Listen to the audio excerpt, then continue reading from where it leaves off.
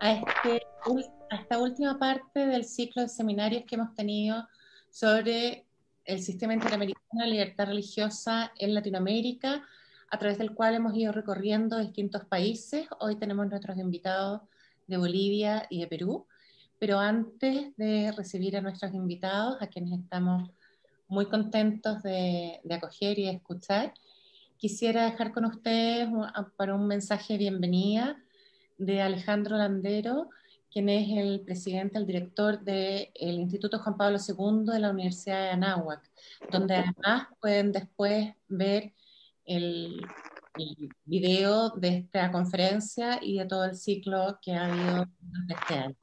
Adelante, Alejandro. Pues gracias, Anita. Gracias a Marcelo, a Óscar, a Susana.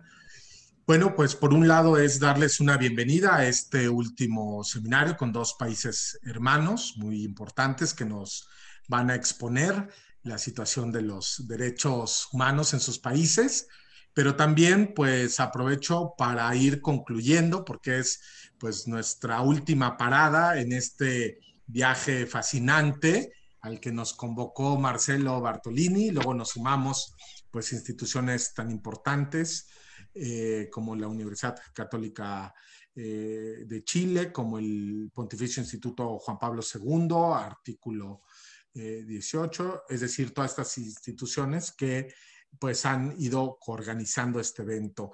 Y yo pues quisiera únicamente subrayar que en este recorrido fascinante pues hemos visto realidades diversas en una América Latina que es diversa, por su historia de sus países, ahí donde la forma en cómo convive el ámbito público y el ámbito religioso es mucho más armónico.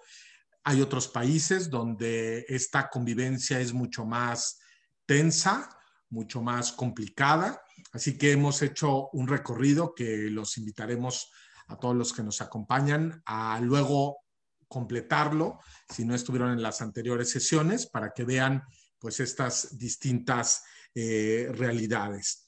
Pero en esto lo que sí hemos visto es un hilo conductor donde el tema precisamente de la libertad religiosa es un tema cada vez más actual, y es cada vez más actual porque cada vez está más amenazada la libertad religiosa. Vemos cada vez pues más escenas de obispos, pastores demandados por anunciar de alguna manera su mensaje.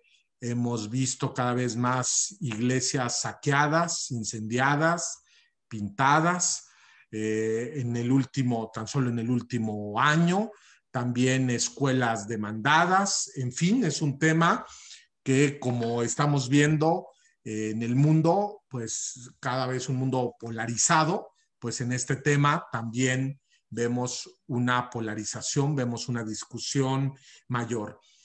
Pero también lo quizás novedoso en este nuevo escenario es que ante la libertad religiosa, pues era sobre todo era amenazada por los sistemas autoritarios, totalitarios, de cualquier signo, fuera de izquierda o derecha, pero era amenazada. Y ahora lo que estamos viendo es que aparte de ser amenazada por esos sistemas, también en algunos países está siendo amenazada por los sistemas liberales democráticos, cuestión que eso es pues una novedad. Hay sistemas liberales democráticos donde la garantía de la libertad religiosa pues debería de estar plenamente satisfecha y no está siendo así. Es decir, a veces por determinadas modas ideológicas, por determinadas tendencias, pues resulta que este liberalismo, que debiera de ser un primer defensor y promotor de la libertad religiosa, se está volviendo también. Así que estamos ahora, desde mi punto de vista, entre dos tenazas. Por un lado, sistemas autoritarios o populistas que pueden ir en contra de la libertad religiosa, pero también sistemas liberales que debieran defender la democracia y que se han ido radicalizando y están poniendo en entredicho precisamente la libertad de conciencia, la libertad de expresión. Así que el reto es mayúsculo, por lo tanto tenemos que estudiar las nuevas realidades que se están dando, Tenemos también que hacer un análisis legislativo comparativo, un análisis normativo para ver qué está pasando, que es parte de lo que hemos tenido que hemos querido realizar en este seminario, pero luego pues también hay cada vez que formar a más servidores públicos, jueces, a gente también en el ámbito internacional para comprender pues los desafíos que tiene. Y por último, pues también el mundo de la academia y de la ciudadanía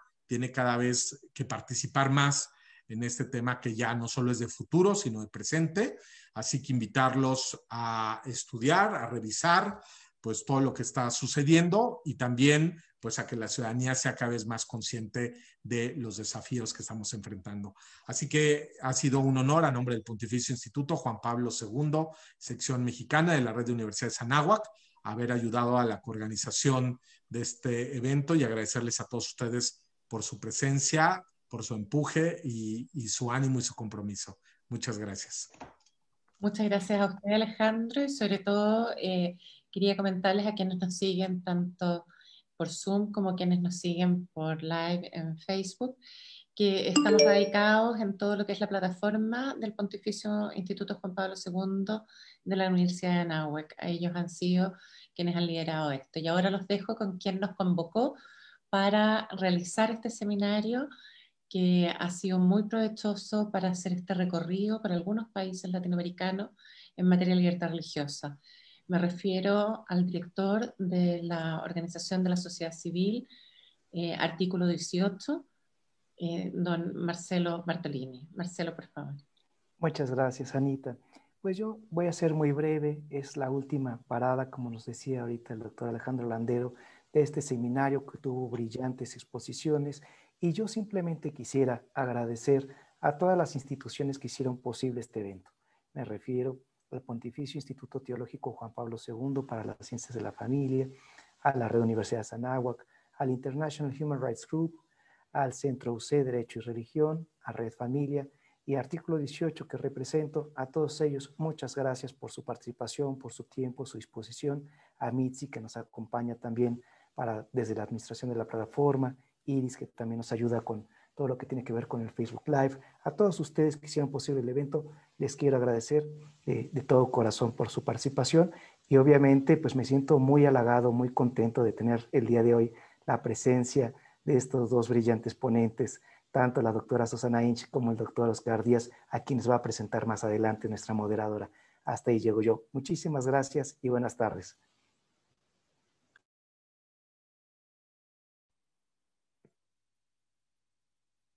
Tu micrófono, Anita. Sí, estaba sin micrófono, disculpen. Muchas gracias, Marcelo, y a ver a qué iniciativa nos invitas el próximo año para seguir con esto, ya que ha tenido como tanta cobertura y tan buenos resultados y tanto material para la reflexión. A mí me corresponde ahora presentar a una querida amiga, Susana Int. Ella es de Bolivia.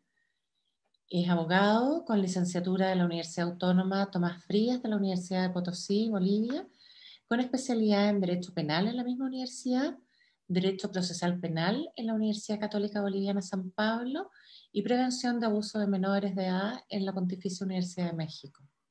Trabaja como asesora legal de la Conferencia Episcopal Boliviana desde el año 2004.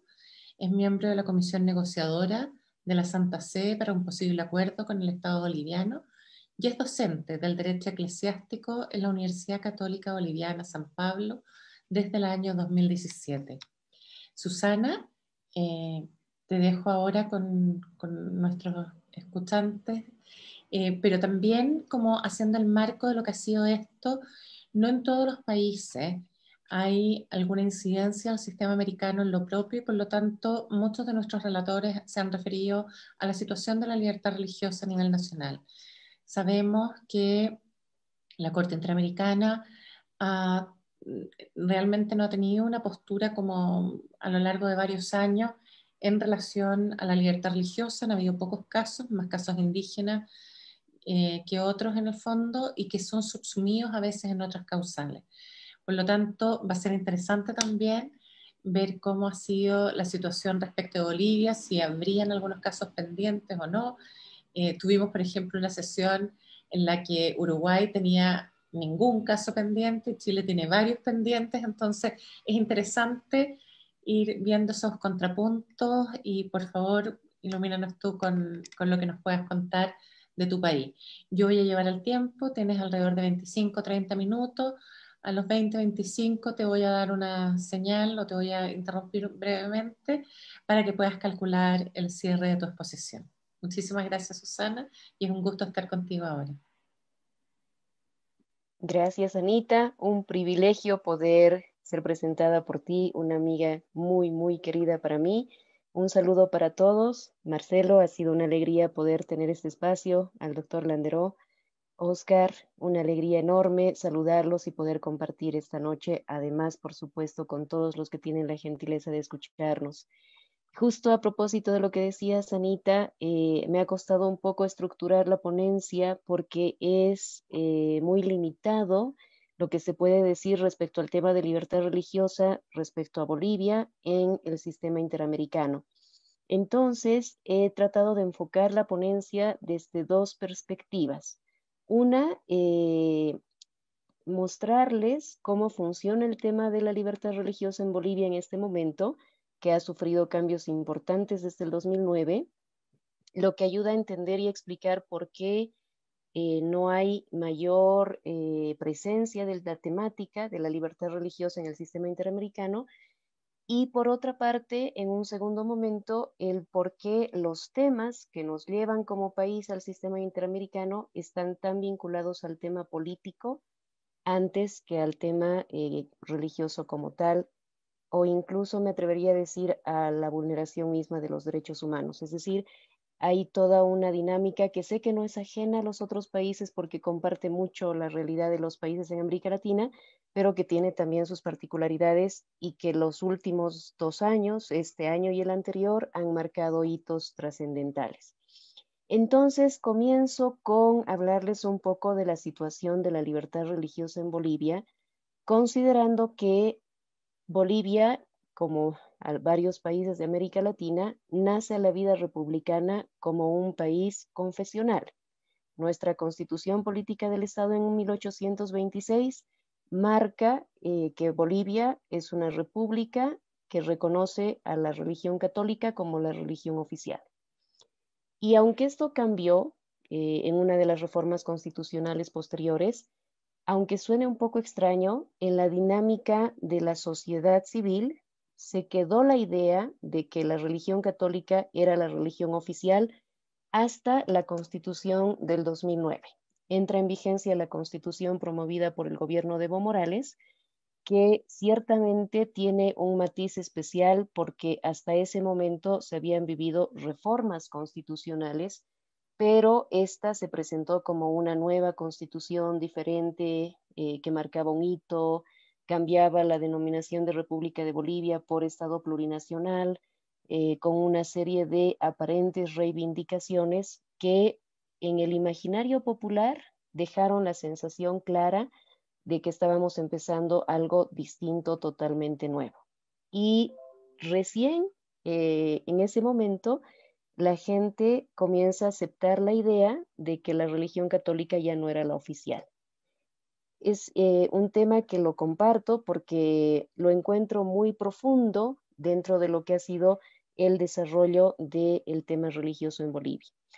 Les pongo un ejemplo muy puntual. Hasta el 2009 era raro que alguien cuestione el hecho de que la materia de religión católica esté en la currícula educativa. Ciertamente había casos especiales, por ejemplo, en alguna unidad educativa de origen judío, que se resistía a dar la materia de religión católica porque no estaba acorde con su identidad institucional, pero eran casos muy aislados. El común en las escuelas públicas y en la mayoría de las de convenio, que el 99.9% eran de la Iglesia Católica, no se cuestionaba en ningún momento que la materia de religión, que era parte de la currícula educativa, sea la de religión católica. Pese a que ya se había modificado el tema de la religión oficial y por supuesto se había ya establecido que Bolivia reconocía todo ejercicio de fe religiosa. Es decir, se había abierto completamente la posibilidad de que se pueda ejercer cualquier creencia o no creencia, obviamente, dentro del Estado boliviano. Esto tiene, sí, una particularidad, y es el hecho de que la Constitución, antes del 2009, preveía que se reconocía el ejercicio de todo culto público, pero mencionaba el sostenimiento de la Iglesia Católica. Entonces, quizá por la mención se quedó la idea de que la Iglesia Católica todavía tenía algún carácter oficial. ¿Y en qué se traducía en la práctica este sostenimiento de la Iglesia Católica? En la asignación de unos ítems que el Estado otorgaba a la Iglesia para cumplir su misión religiosa. Obviamente eso quedó como el reducto de algunos otros temas que fueron parte de la relación intensa que tuvo la Iglesia Católica con el Estado boliviano a lo largo de la historia de Bolivia. Se dieron muchos temas en el camino que son comunes a la mayoría de los países de América Latina, en temas impositivos, en temas de educación, todo lo que era el tema de las obras sociales. La Iglesia Católica ha tenido mucha presencia en obras sociales de salud, educación, hogares de acogida, etc. Entonces, todos estos elementos daban la imagen de que había un trato preferente a la Iglesia Católica, aunque en la práctica eso fue cambiando a lo largo de los años, y por tanto que había esta particularidad de la Iglesia Católica que restringía totalmente el factor religioso de otras creencias religiosas.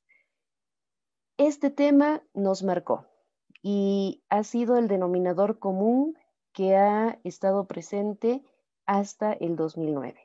El 2009, la redacción de la Constitución en el tema religioso no es tan diferente. Por supuesto, ya no hay sostenimiento a la Iglesia Católica, se reconoce el ejercicio de todo culto, se especifica y se pone énfasis a las no religiones, sino espiritualidades ancestrales que sí le dan un contexto particular frente al tema religioso. Es decir, comenzamos una cultura en la cual lo espiritual parece diferente a lo religioso, aunque no en la realidad no es así, pero con este matiz de ancestral.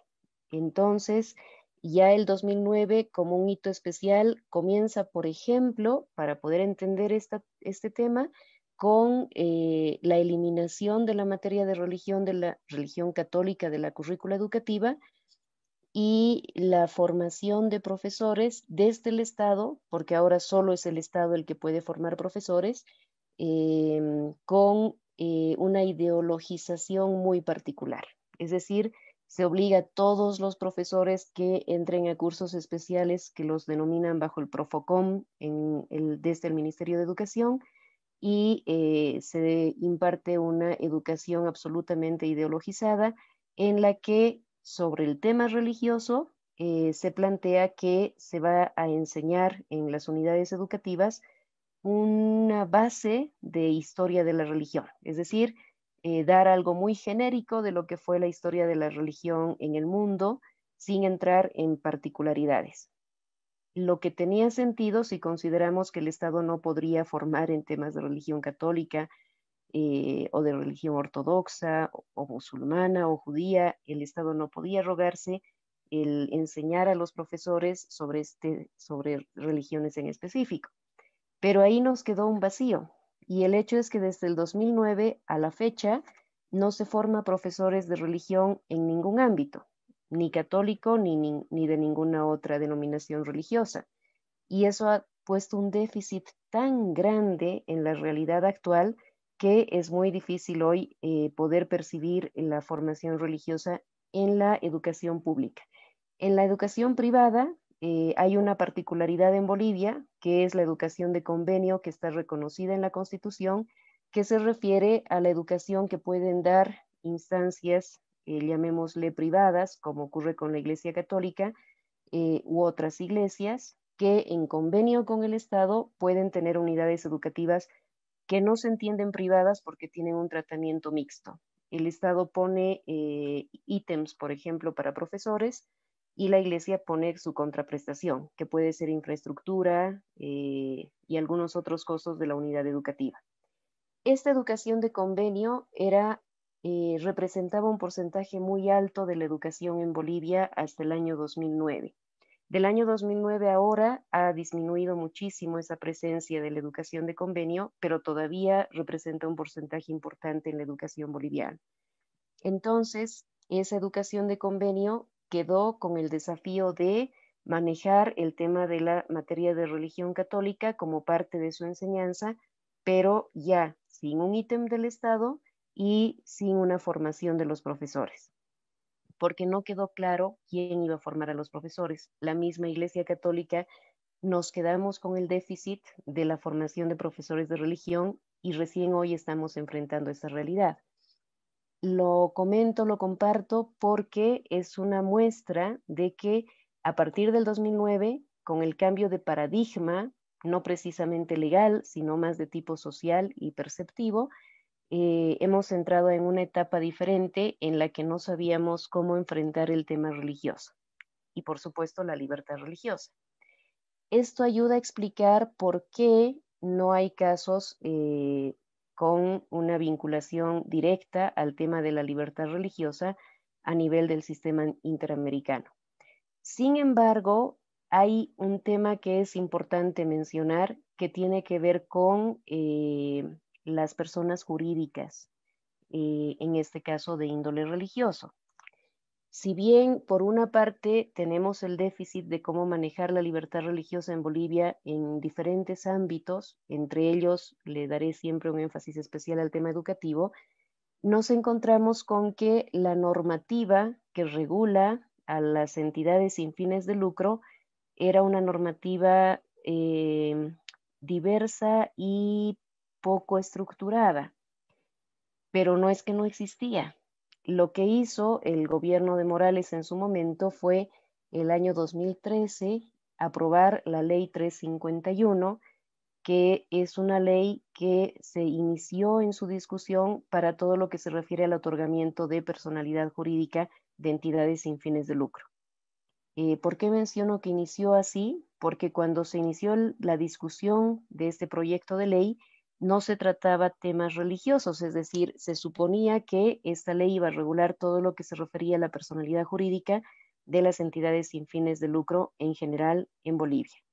Pero poco antes de la aprobación final de la ley en la Asamblea Legislativa, se incorporó a las entidades religiosas. Tan evidente es la incorporación que no hay coherencia en cuanto al texto normativo, sino que se hace mención a lo que son las entidades sin fines de lucro y en algún punto entra las entidades religiosas. Esta ley ha sido fuertemente cuestionada porque realmente es vulneratoria no solo de la libertad religiosa, sino inclusive de la libertad de asociación. Y por ese motivo, en su momento, el que estuvo de defensor del pueblo el 2013, planteó la necesidad, en realidad plantearon una acción de inconstitucionalidad respecto a ciertos artículos de la ley, porque la ley determina, aún ahora, que las entidades sin fines de lucro deben sujetarse al Plan General de Desarrollo del Estado. Es decir, que todo su accionar tiene que estar circunscrito a lo que sea el Plan General de Desarrollo del Estado, con lo cual evidentemente se vulnera el derecho a la libertad de asociación. Eso en cuanto a las entidades sin fines de lucro en general. El otro elemento, que era de una discusión jurídica un poco más compleja, es el de la inseguridad jurídica. Es decir, que de acuerdo con esta ley, el Estado puede revocar la personalidad jurídica de una entidad sin fines de lucro a simple informe de un ministerio. Es decir, que es suficiente que un ministerio informe que una entidad sin fines de lucro está vulnerando de alguna manera los temas contemplados en el Plan General de Desarrollo para que se le revoque la personalidad jurídica. Y en la práctica esto se ha dado. Habían fundaciones que apoyaron en su momento la marcha del Tibnis, la marcha indígena del Tibnis, que protegía el territorio indígena, reclamaba además que se respete no solamente el derecho originario de los indígenas, sino también temas de naturaleza, de medio ambiente, etcétera. Se hizo una marcha increíble con familias, niños, mujeres, ancianos, que llegó hasta la ciudad de La Paz después de semanas de caminata, y hubieron fundaciones que apoyaron con alimentación, con alguna acogida, etcétera, y a esas fundaciones, a varias de esas fundaciones les revocaron la personalidad jurídica, porque entendían que se estaba yendo en contra, de alguna manera, del Plan General de Desarrollo, aunque en realidad era un supuesto de que se estaba yendo en contra políticamente del gobierno. Esto en cuanto a lo civil estrictamente. Si nos vamos a lo religioso, nos encontraremos con más vulneraciones, porque en principio el poder revocar la personalidad jurídica de una entidad religiosa sin darle ni siquiera opción a la escucha, menos a la defensa, ya entraba en un conflicto legal mucho más complicado. Sin embargo, la Ley 351, con los dos reglamentos, el primer reglamento orientado a entidades civiles y el segundo reglamento orientado a entidades religiosas, fueron confirmados como constitucionales por el Tribunal Constitucional. Sui generismente, en ninguno de los casos hay una justificación que ayude a entender por qué confirmaron la constitucionalidad, pero así se dio. Entonces vino la necesidad de acudir ya al sistema interamericano para poder pedir la revisión respecto a la vulneración de derechos humanos, en particular para las entidades religiosas con relación a la vulneración de la libertad religiosa.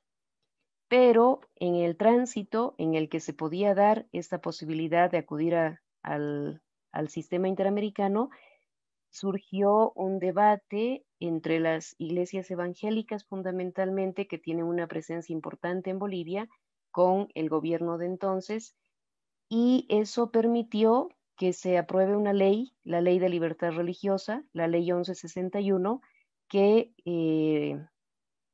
derogaba los artículos de la Ley 351 relacionados con el tema religioso.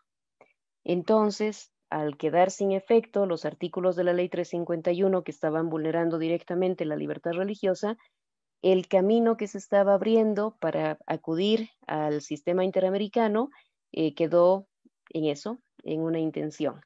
Y ya se concentró toda la atención en la ley que se discutió, aprobó y está actualmente en vigencia acá en Bolivia respecto al tema de la libertad religiosa, como que el título de la ley es Ley de Libertad Religiosa. Incorporó algunos temas que son importantes y obvió varios otros, pero al final se aceptó, las iglesias evangélicas aceptaron el tenor de la ley, porque sin duda era mucho menos vulneratorio que la Ley 351 y ayudaba a comenzar un camino, a construir un camino a través del cual podamos trabajar la libertad religiosa de manera más positiva. Y la pregunta lógica que tendría que surgir de lo que estoy diciendo es, ¿y qué pasaba con la Iglesia Católica en todo esto? Y no porque la Iglesia Católica fuera más o menos importante en el ámbito religioso, sino por el tema estrictamente institucional.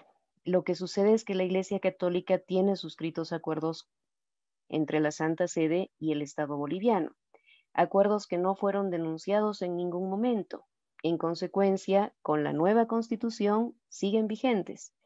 Y uno de esos acuerdos de especial trascendencia para la Iglesia Católica son las notas reversales que fueron suscritas el año 93 y ratificadas por la Ley 1644 el año 95. Estas notas reversales tienen la particularidad de que reconocen la personalidad jurídica de la Iglesia Católica y todas sus entidades creadas o por crearse en el marco del derecho canónico a través de un procedimiento de certificación. Vale decir que todas las entidades de la Iglesia Católica erigidas dentro de lo que es el derecho canónico son certificadas por la propia Iglesia Católica y pueden surtir todos los efectos legales dentro de la realidad social, normativa, política boliviana.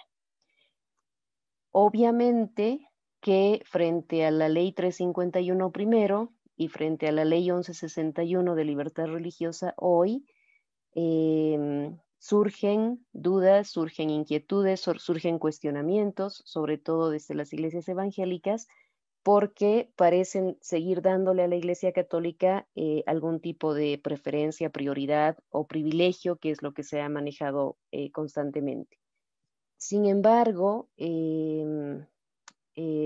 yo preferiría entenderlo, yo prefiero entenderlo como un elemento que surge de esta particularidad de la posibilidad de que la Iglesia Católica puede suscribir acuerdos Estado a Estado y en este caso tiene suscritas estas notas reversales que han sido debidamente ratificadas.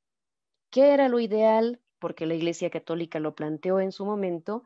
Lo ideal era que existiendo este reconocimiento a la personalidad jurídica de la Iglesia y sus entidades, se pueda buscar un tratamiento similar para las otras instancias religiosas. Pero eso no ha tenido tiempo de discusión. Eso quizás se pueda dar en el futuro. Por ahora no tuvo oportunidad de discusión. La atención se centró en ir en contra de la ley 351 por toda la vulnerabilidad que representaba. Bajó la atención con la ley 1161 y comenzamos una nueva etapa en la cual tiene que comenzar a construirse y ver si funciona y aplica objetivamente el contenido de la ley 1161, la ley de libertad religiosa. ¿Qué significa eso en la práctica para el tema del que estamos hablando? Que no llegamos al sistema interamericano, ni a la Comisión, ni a la Corte con este tema, que era el que podía haber llegado. Es decir, el cuestionar la vulnerabilidad que representaba la ley 351 era el tema que podía habernos llevado en temas de libertad religiosa específicamente, y no se dio por este motivo.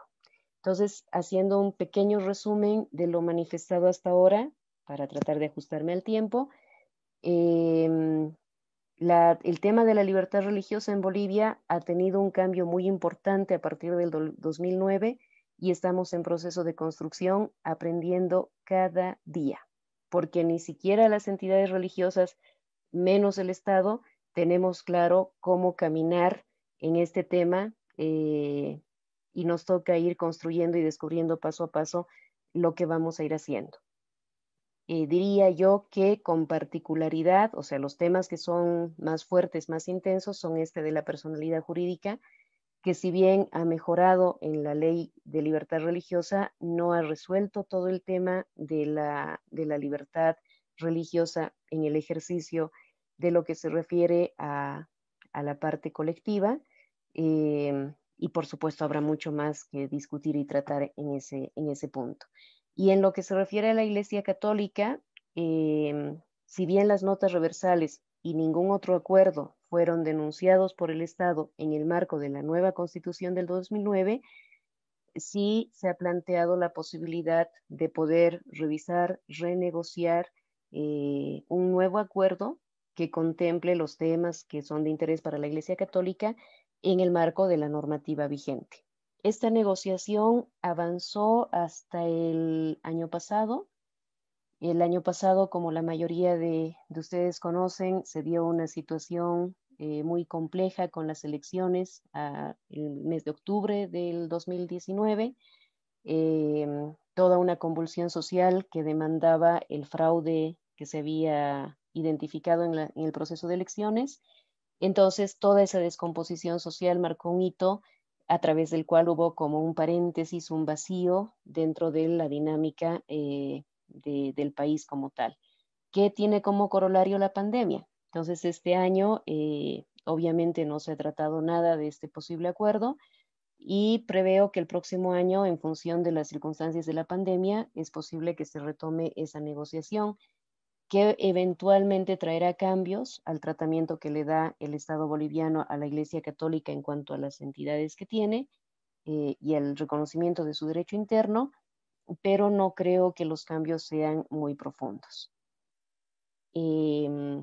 Cerrando un poco esta parte y pasando a la segunda parte de la ponencia, con relación a lo que es el sistema interamericano, los casos que vamos a encontrar en contra de Bolivia, en contra del Estado boliviano, son casos que reflejan mucho del problema que tenemos como país, la desinstitucionalización del Estado y la vulneración de derechos humanos, sobre todo en cuanto a poblaciones vulnerables, como ocurre sobre todo con migrantes y refugiados. El caso emblemático, el que todos mencionamos cuando hablamos de Bolivia ante el sistema interamericano, es el caso de la señora que demandó porque le habían hecho la ligadura de trompas, el caso IB contra Bolivia, que llegó hasta el final.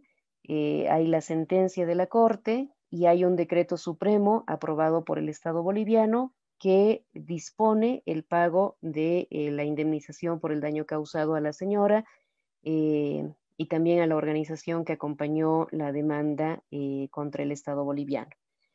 Y los otros casos tienen que ver con tema de refugio y tienen que ver con tema de vulneración de derechos humanos en un contexto político muy complejo, porque una realidad que estamos viviendo es que el gobierno de Evo Morales ha sido un gobierno totalitario que ha tenido muy poco en cuenta el tema de los derechos humanos.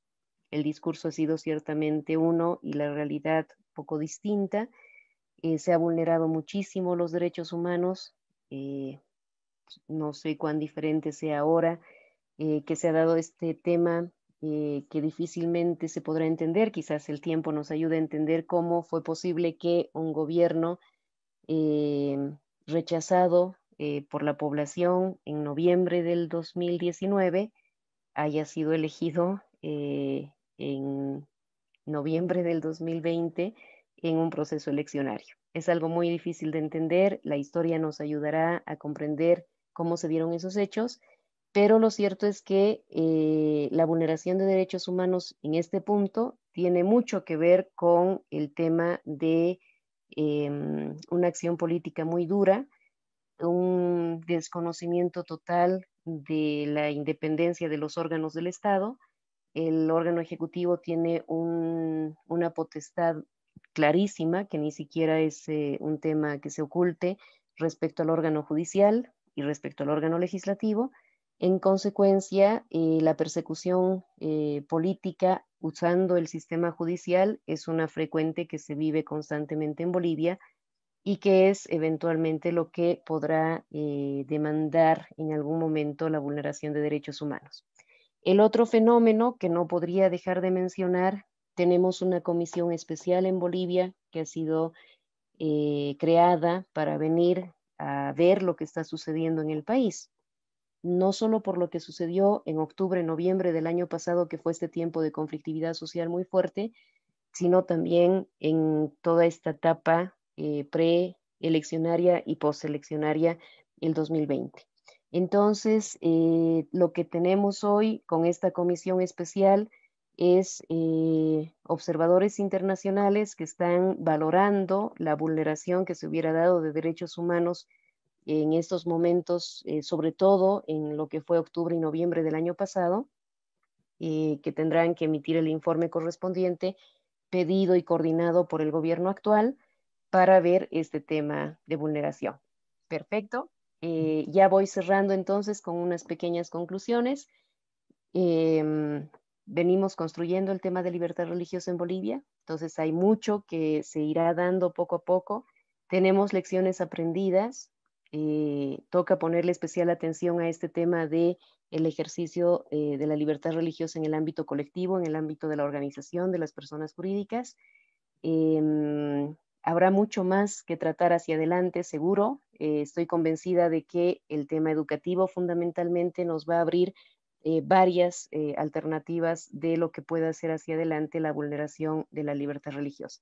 Y lo que sí se vive, como en todos los países, que no quiero dejar de mencionarlo, es esta contraposición entre el supuesto ejercicio, le llamaré, entre el ejercicio de la libertad de expresión versus la libertad religiosa, en cuanto a que cada vez se condena más que sean obispos, sacerdotes o laicos, nos pronunciemos sobre temas que para nosotros son una convicción doctrinal, pero para otros un tema discriminatorio, como ocurre con el tema del aborto y el reconocimiento de matrimonio entre personas del mismo sexo.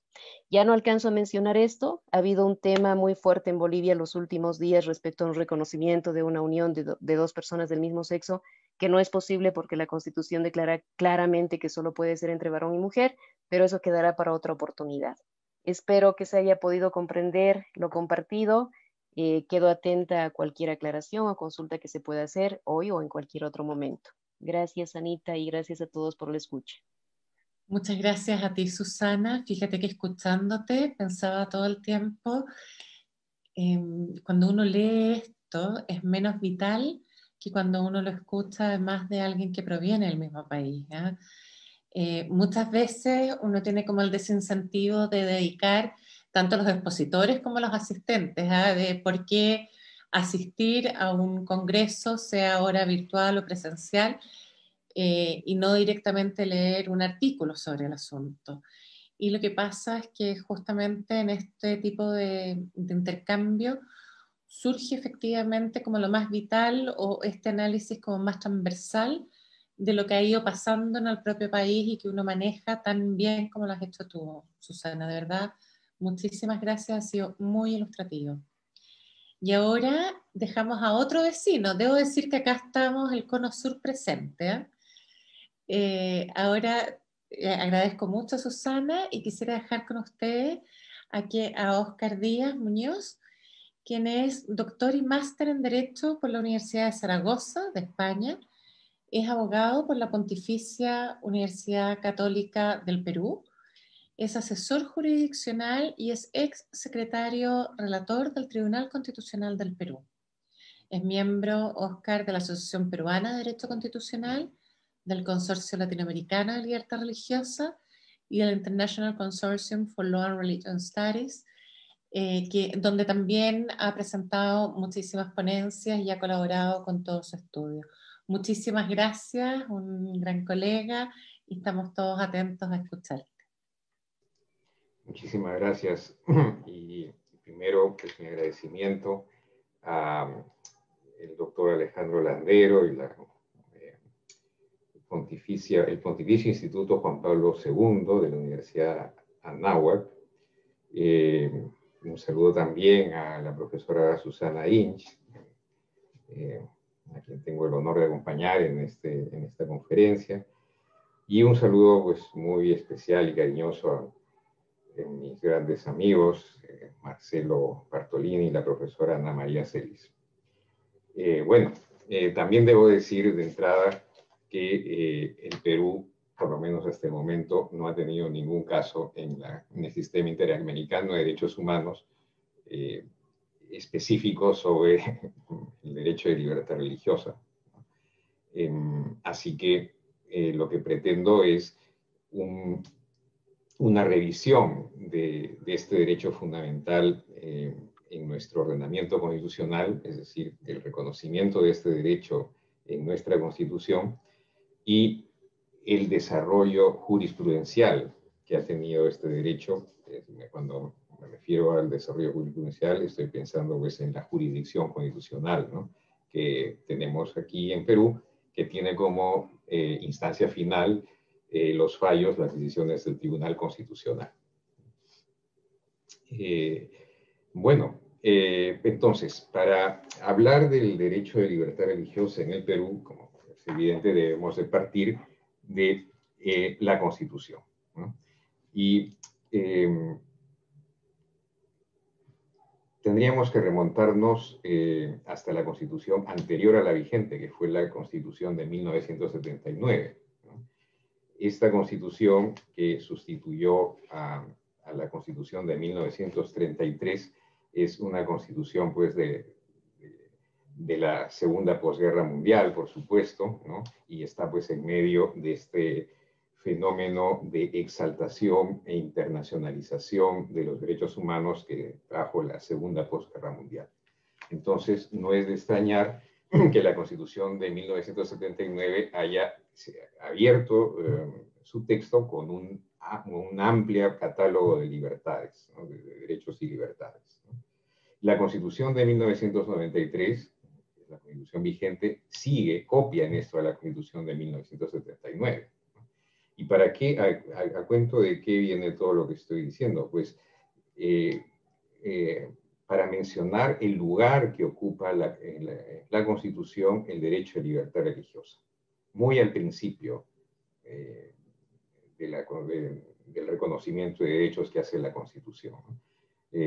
Al inicio del amplio catálogo de libertades, como digo, reconocidos por la Constitución, ¿no? Es decir, primero se reconoce el derecho a la vida, segundo, el derecho de igualdad y no discriminación, y tercero, la libertad religiosa. Y después, como digo, un amplio listado de derechos y libertades que van pues desde el inciso 3 de la Constitución hasta el inciso 24 de su artículo 2, ¿no?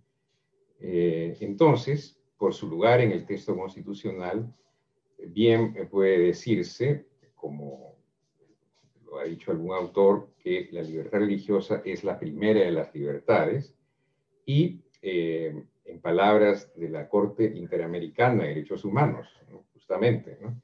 En el caso conocido de Olmedo Bustos contra Chile, de 2001, la libertad religiosa se puede decir que es uno de los cimientos de la sociedad democrática. La libertad religiosa es, como todo derecho humano, una de aquellas exigencias mínimas de justicia que radican en la naturaleza humana y el respeto de su dignidad.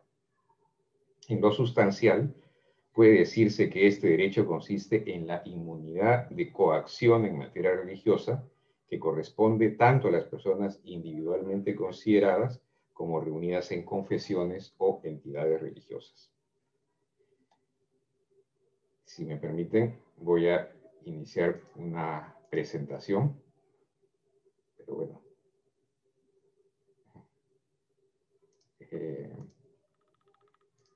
Vamos a ver. Algo ha ocurrido. Ahora sí.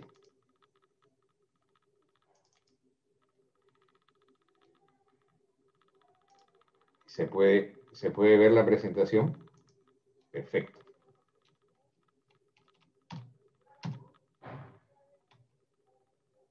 Bueno.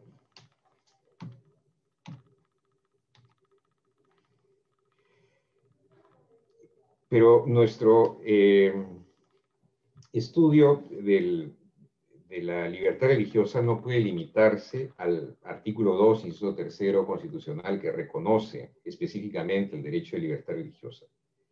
Debemos partir del análisis, en términos de libertad religiosa, de un principio, al tiempo que derecho subjetivo, rector del ordenamiento jurídico. Me refiero a la igualdad, reconocido en el artículo 2, inciso 2 de la Constitución, donde, en lo que aquí interesa, se ordena que nadie puede ser discriminado por motivos de religión.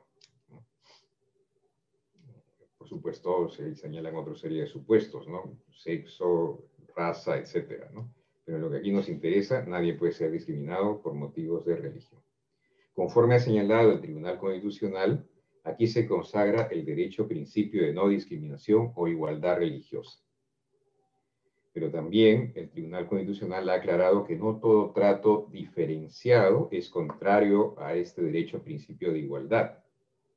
Pues contrariamente a lo que pudiera desprenderse de una interpretación literal, estamos frente a un derecho fundamental que no consiste en la facultad de las personas para exigir un trato igual a los demás, sino a ser tratado de igual modo a quienes se encuentran en idéntica situación.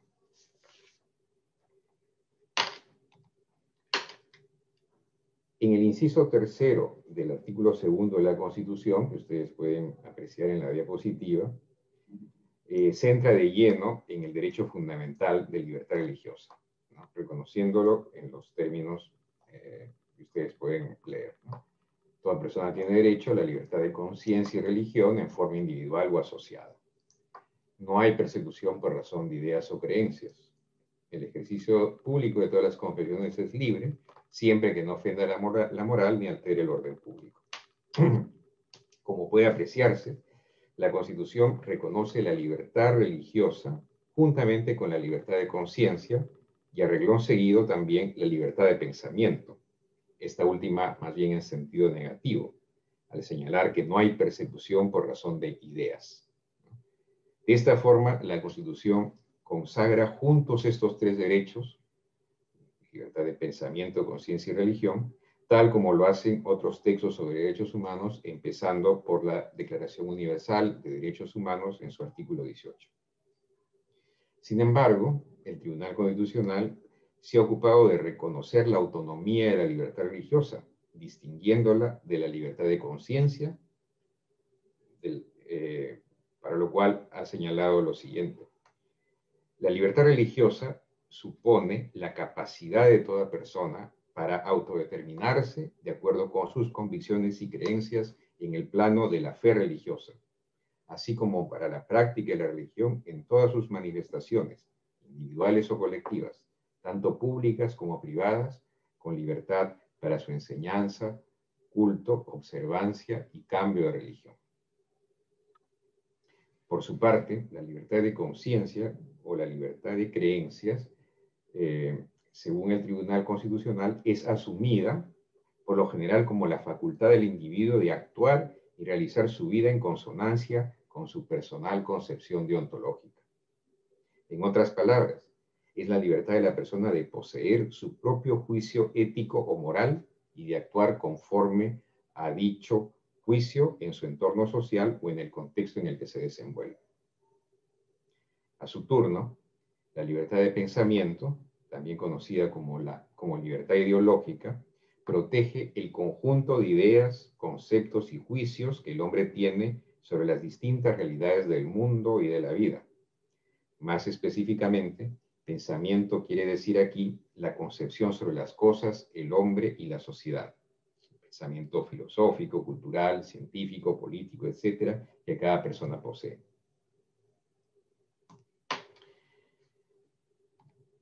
Esto parece una cosa muy difícil, se asemeja con un sistema planetario, pero es la forma como he encontrado de graficar el desagregado que hace en la jurisprudencia del Tribunal Constitucional del derecho de libertad religiosa, distinguiendo una dimensión subjetiva y una dimensión objetiva de este derecho.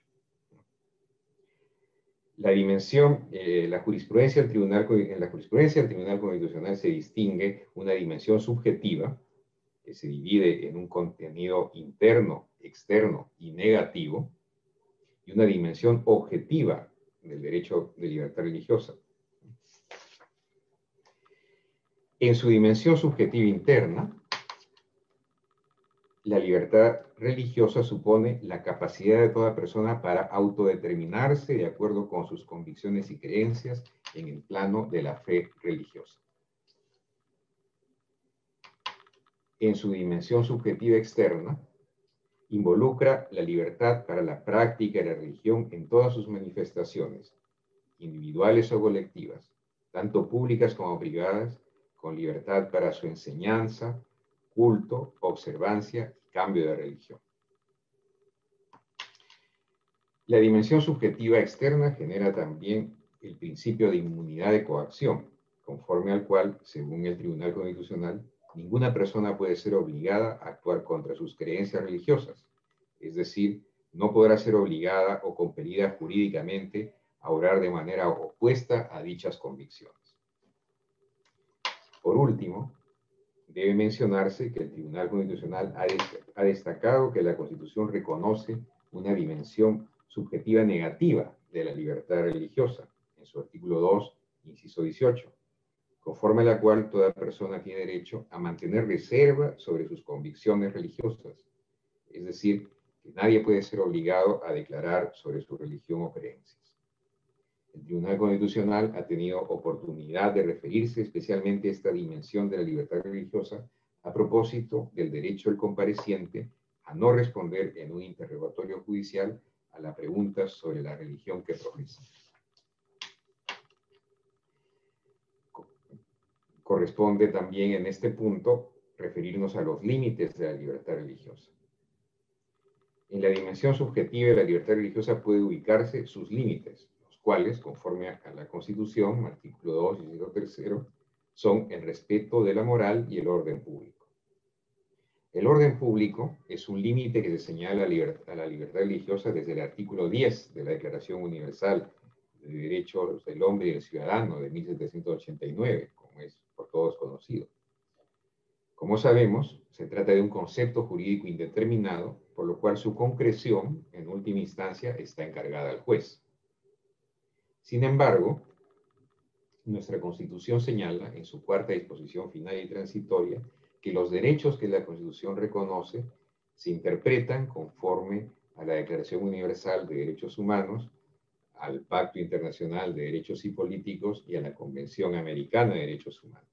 Entonces, a partir de estos instrumentos internacionales, puede entenderse que los límites de la libertad religiosa son los señalados en estos instrumentos internacionales. Esto es, aquellos límites previstos en la ley que sean necesarios para proteger la seguridad, el orden, la salud o la moral públicos o los derechos y libertades fundamentales de los demás. Cabe sostener, por tanto, que el respeto al orden público y la moral que menciona la Constitución como límite de la libertad religiosa puede traducirse en el respeto de los derechos fundamentales de los demás. Pues es claro que en una sociedad democrática que tenga como punto de partida la dignidad de la persona, el mantenimiento del orden público tiene por finalidad la protección de los derechos humanos. Nuestro Tribunal Constitucional aún no se ha enfrentado a un caso que le permita analizar si se han visto traspasados los límites de la libertad religiosa. En su oportunidad deberá hacerlo, teniendo en cuenta en cada caso concreto el axioma de la mayor libertad posible y la mínima restricción necesaria, y que debe exigirse una conexión racional entre el objetivo perseguido y la medida restrictiva impuesta, debiendo, por lo demás, existir una relación de proporcionalidad entre una y otra. No está de más recordar a este propósito que la jurisprudencia del Tribunal Europeo de Derechos Humanos muestra varios casos que involucran los límites de la libertad religiosa, que podrían servirnos como referentes. Podemos dar algunos ejemplos. Con fines de proselitismo religioso no se puede utilizar medios fraudulentos o violentos, el llamado proselitismo impropio. Lo dijo el Tribunal Europeo en el caso Kokkinakis contra Grecia de 1993. Puede prohibirse al personal sanitario el uso de joyas, incluidos los símbolos religiosos, en protección de la salud y la seguridad personal de los pacientes. Esto dicho por el Tribunal Europeo en el caso Eweida y otros contra Reino Unido de 2013.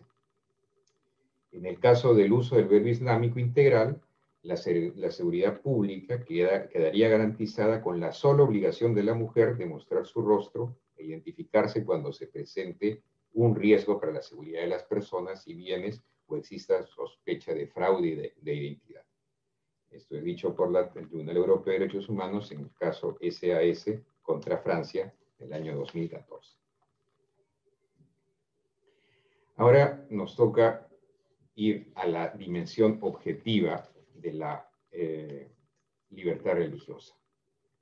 Y aquí nos referiremos a dos principios que están contenidos en el artículo 50 de la Constitución, que veremos seguidamente, que son el principio de laicidad del Estado y el principio de colaboración entre el Estado y las confesiones religiosas. El artículo 50 constitucional nos dice que dentro de un régimen de independencia y autonomía, el Estado reconoce a la Iglesia Católica como elemento importante en la formación histórica, cultural y moral del Perú y le presta su colaboración. Y al mismo tiempo señala que el Estado respeta otras confesiones y puede establecer formas de colaboración con ellas. El tribunal reconoce aquí la existencia del principio de laicidad. Y según este principio, para el Tribunal Constitucional, el Estado se autodefine como laico o ente radicalmente incompetente entre la fe y la práctica religiosa, no correspondiéndole ni coaccionar, ni siquiera concurrir como un sujeto más con la fe religiosa de los ciudadanos. La profesora Susana Inch recordaba que la confesionalidad de del Estado boliviano hasta el año 2009. En el caso del Perú, tenemos que decir que esa confesionalidad también se dio, ¿no? por supuesto, razones análogas a lo ocurrido en Bolivia, hasta la Constitución de 1979. Las constituciones, pues, todas nuestras constituciones del siglo XIX, que han sido varias, han hablado de que existe la existencia de una religión oficial en el Estado, que era la religión católica, ¿no? Las constituciones del siglo XX, tanto la constitución de 1920 como la de 1933, ya no hablaban de una iglesia oficial del Estado, pero sí hablaban, como lo hacía por ejemplo la Constitución de 1933, de que el Estado protegía a la Iglesia Católica, ¿no? Seguíamos pues en un esquema de confesionalidad del Estado. Pero esto termina con la Constitución de 1979, que tiene una redacción parecida, por no decir idéntica, al artículo 50 de la Constitución de 1993, que ustedes pueden apreciar, ¿no? Con lo cual, entonces, vivimos en un régimen de separación entre Iglesia y Estado desde hace 41 años, desde la Constitución de 1979, ¿no? Pero bueno, nuestra lectura sería incompleta si nos quedáramos ahí, ¿no? Porque junto con este principio de laicidad, el Tribunal Constitucional reconoce que existe también un principio de colaboración entre el Estado y las confesiones religiosas, ¿no? Entonces, ha dicho el Tribunal Constitucional que la Constitución considera importante el componente religioso perceptible en la sociedad peruana, y veremos enseguida qué tan importante es ese componente religioso, y por ello, en este artículo 50, dispone que el Estado preste su colaboración a la Iglesia Católica y que puede establecer formas de colaboración con las demás confesiones religiosas. De esta forma, el artículo 50 de la Constitución, dice nuestro Tribunal Constitucional, contiene un doble contenido para el Estado: el establecimiento de relaciones con las confesiones religiosas y que éstas sean relaciones de colaboración.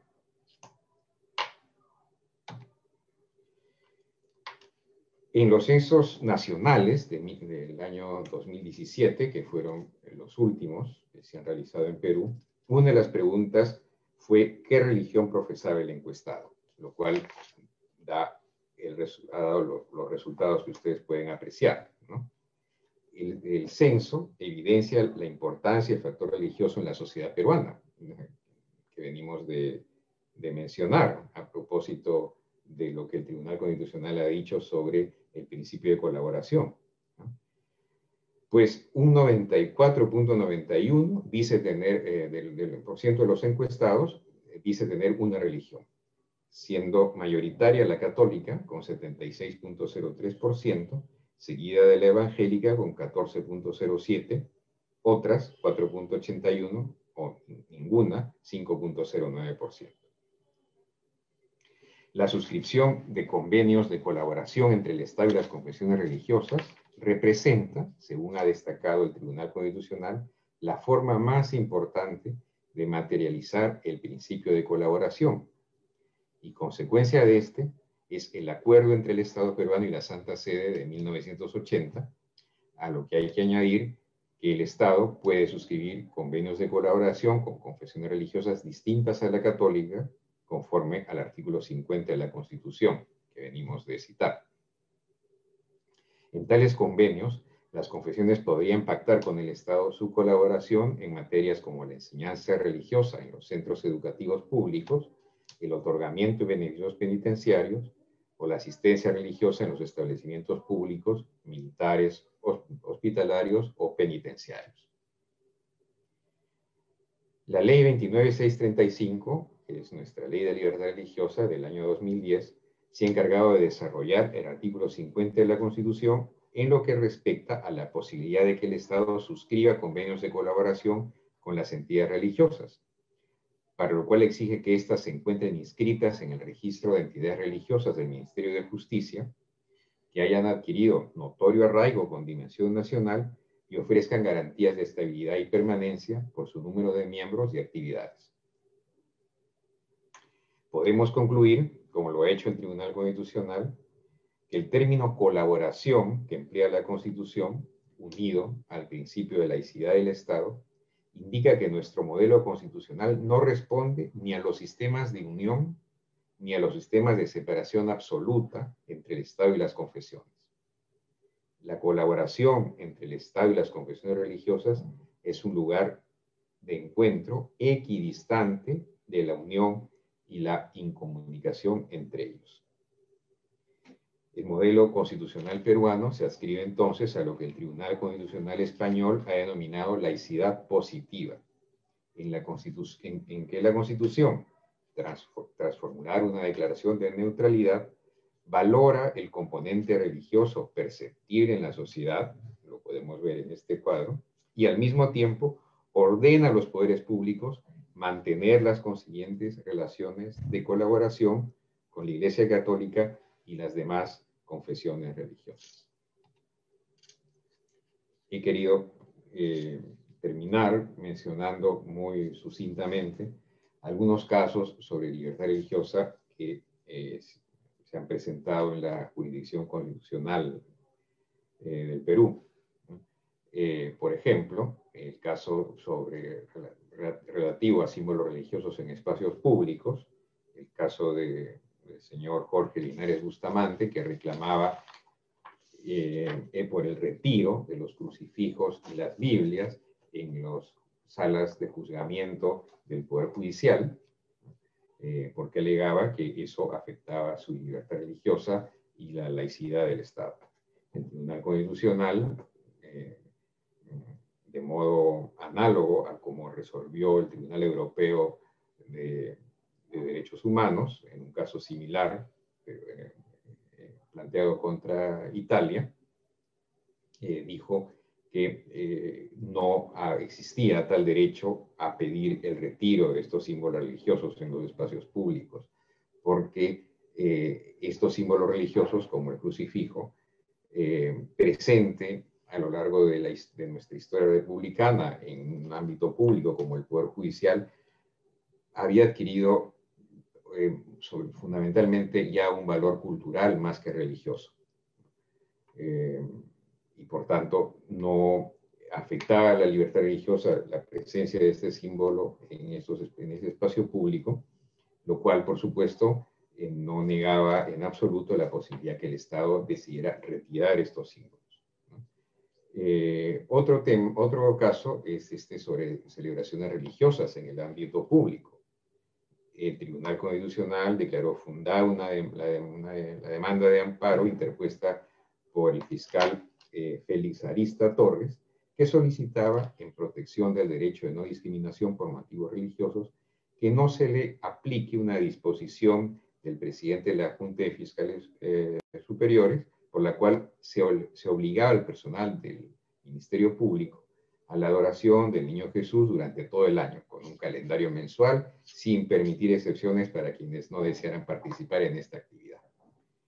El Tribunal Constitucional dijo que esta participación compulsiva, indudablemente que lesionaba la libertad religiosa, sin embargo aclaró que no estaba reñido con la laicidad del Estado las celebraciones religiosas en las entidades públicas, siempre y cuando, por supuesto, no exista la obligación para el personal de asistir, que la participación sea facultativa.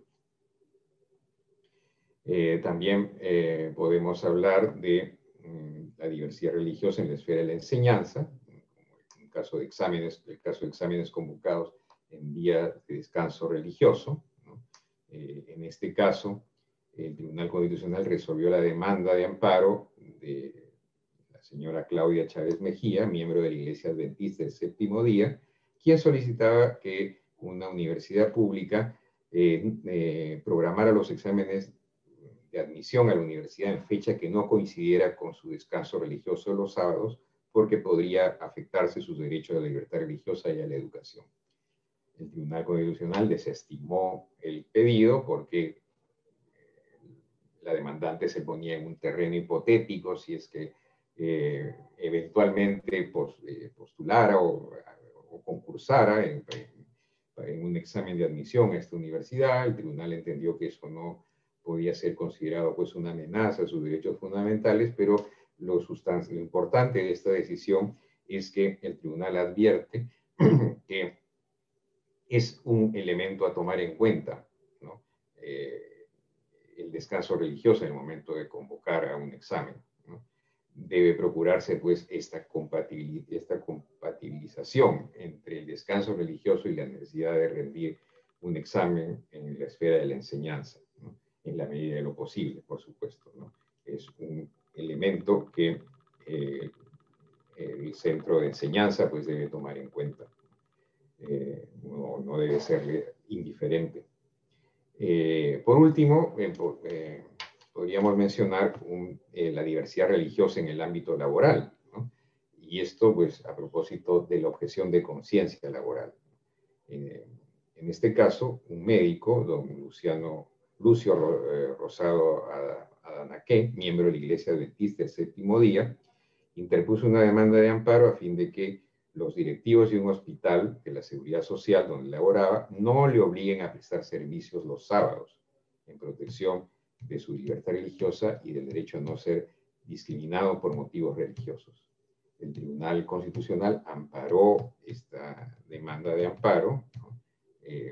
Desarrollando ampliamente la objeción de conciencia, en este caso en el ámbito laboral, porque juzgó el Tribunal Constitucional que el empleador conocía de la pertenencia religiosa de este médico y por esa razón no lo había venido programando para que laborara los sábados, pero de un momento a otro cambió esta circunstancia, ¿no? Entonces, el Tribunal Constitucional entendió que había una objeción de conciencia perfectamente válida y que, por tanto, debía respetarse el derecho al descanso sabático conforme a la religión de este médico y no ser programado para laborar los sábados, ¿no? Por supuesto, con cargo a compensar esas horas no laboradas durante algún otro día de la semana a fin de no afectar el principio de igualdad. Bueno, y esto era lo que quería exponerles y agradecerles nuevamente por su atención y quedar a su disposición. Muchísimas gracias. Muchísimas gracias a ti, Óscar. Debo decir que es un agrado ser moderadora de ponentes que cumplen con sus tiempos. No me alcanza ni a poner nervioso porque van avisando además cuándo van a ir terminando y esto todos sabemos que es un agrado para no tener que interrumpir ni nada, así que muchísimas gracias también, Óscar, y muchas gracias por esta presentación. Quizás ya la puedes sacar, Sí, compartir. estoy tratando de averiguar cómo. ¡Ah! Bueno, vamos a ver, voy a ver si no salgo del todo. Arriba te debiera salir algo rojo que es dejar de compartir pantalla. Ah, sí, está aquí. Exacto. Perfecto. Muy bien. Oye, Óscar, lo que te quería, o sea, a ambos, muchísimas gracias, pero Óscar te estaba como a punto de decir también que valoro muchísimo tu presentación, que también tiene que ver con el libro que presentaste hace un par de años, yo creo ya, en relación también a todo lo que es el trabajo del Tribunal Constitucional del Perú. Creo que es de los tribunales constitucionales que en nuestra región sigue siendo más serio y que aborda los temas, o sea, no le hace el quite por lo formal, sino que entra en los temas y eso se agradece muchísimo, porque tal como han dicho nuestros expositores, en el sistema interamericano no se ha abordado, es cierto, en el caso de la última tentación de Cristo contra Chile, o Olmedo Bustos contra Chile, hay 2 párrafos relativos a la libertad religiosa en que se dice que es la base de toda sociedad democrática, pero se podría decir también de otros derechos fundamentales. O sea, la verdad es que no es una elaboración propiamente tal. Entonces ha sido muy bueno que el Tribunal del Perú pueda hacer algo así. Quería tocarles algunos temas a cada uno y por favor vayan interrumpiendo e interrúmpanse también entre ustedes en el sentido de poder como comentar más. Susana planteaba con justa razón toda la materia, o daba la relevancia a la materia educacional, que es el ámbito público por excelencia, o sea, es donde efectivamente se encuentra el Estado, los privados, es como, es la plaza, pero más institucionalizada, y en ese sentido me interesaría también conocer algo más del Perú y poder profundizar en sí estas restricciones que tú marcaste, Susana, respecto más de el ámbito propiamente religioso en las escuelas o de las clases de religión, también se traducen en restricciones a la hora no solo de la formación de profesores, sino selección de profesores cuando hay financiamiento público, u otros aspectos, por ejemplo, de símbolos religiosos que hayan ido viendo o que hayan suscitado dificultades en establecimientos públicos. Y a ti, Oscar, también una mirada sobre cómo se ha recibido esto. Y parto de eso también por lo interesante que es que en ambos países han logrado tener acuerdos con la Santa Sede. Te digo, Susana, que por ejemplo que notas reversales puedan ser el paso hacia un acuerdo de carácter internacional con la Santa Sede, es mirado casi como con envidia de parte de otros países. Nosotros sabemos que, al contrario de lo que ha sucedido en Europa e incluso actualmente en África, en nuestra región la mitad de los países nomás tiene acuerdos como escriturados en el fondo entre la Santa Sede y el Estado. Y en sus países encuentro también interesante que, teniendo leyes de libertad religiosa, se ha visto, se ha observado también este aspecto de que esto contribuye a las demás denominaciones religiosas. O sea, está lejos de ser algo que aproveche solo a católicos, que tiene ciertas particularidades por la personería jurídica de la Iglesia Católica o porque es sujeto internacional, eh, pero en el fondo no sé si encuentran ahí el apoyo para que haya pasado algo o no con materias educacionales, o lo ven como algo separado. En Perú tienen más tiempo todavía con el acuerdo, tienen más tiempo con la libertad, con la ley de libertad religiosa.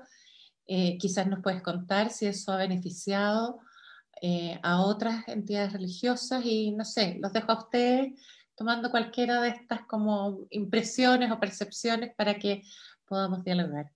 Susana. Perfecto, Anita, gracias.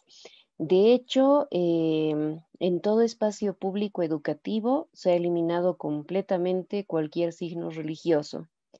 Donde sí ha logrado mantenerse es en las unidades educativas de convenio, que son las que están relacionadas con la Iglesia Católica en un 99%, y algunas de la Iglesia Metodista, donde sí todavía se respeta la presencia de signos religiosos, pero que yo creo que cada vez irá cambiando un poco más. Es decir, nos va a tocar aprender a defender el tema de la identidad institucional, que todavía no la tenemos clara frente al Estado y frente a la sociedad en general. Después, en otros ámbitos, por ejemplo, en el judicial, antes podías apreciar en todos los juzgados la presencia de un crucifijo y te pedían el juramento con la señal de la cruz. Te diría que eso, el 2009, entró como boom, que empezaron a quitar los crucifijos, pero sui generismente en los últimos 2 años ha vuelto la presencia de los crucifijos, ciertamente con el respeto a que si la persona no es creyente no haga la señal de la cruz, pero me atrevo a pensar que en un 70-75% de juzgados han repuesto o retomado el tema de la presencia de este signo religioso como es la cruz y en algún caso la Biblia. Y esto yo lo relaciono mucho con este proceso que estamos viviendo de aprendizaje de la libertad religiosa, fuera de lo que es el entendimiento de que la religión católica era la oficial. Y con lo de las notas reversales, Anita, tienes toda la razón. Ha sido una ventaja enorme, sobre todo por los términos en los que están planteadas las notas reversales. Nos ha ayudado muchísimo. Hubiera habido una situación dramática para la Iglesia y todas sus obras, porque las personas jurídicas reconocidas, además de las religiosas como tal, los institutos de vida consagrada, las sociedades de vida apostólica, la obra social de la Iglesia Católica en Bolivia es muy fuerte, muy intensa. Entonces hubiera sido muy complicado el poder ir adelante si no hubiéramos tenido el respaldo de esta norma. Los temas que probablemente cambien si este acuerdo continúa en la renegociación tienen que ver con ajustarnos un poco más a la realidad actual, es decir, las notas reversales permiten que no haya registro en el Estado, por ejemplo, y eso sí es un problema. La verdad es que necesitamos que el Estado pueda tener ese registro, hacerlo público también, porque estamos viviendo otros temas como la presencia de esta Iglesia Católica Apostólica. Querían hacerla boliviana, pero al final no lograron darle sentido en Bolivia y están usando la brasilera, que es la que, saliendo de la Iglesia Católica Apostólica Romana, quiso tomar un matiz muy parecido, y en Bolivia es un problema serio, porque se engaña a la gente haciéndole creer que hay sacramentos formales de la Iglesia Católica cuando en realidad es este otro grupo, ¿no? Entonces, en previsión de todo eso, el registro es un tema de experiencia para nosotros que es importante que el Estado lo tenga y que ya es parte de lo que se está dialogando en un posible nuevo acuerdo.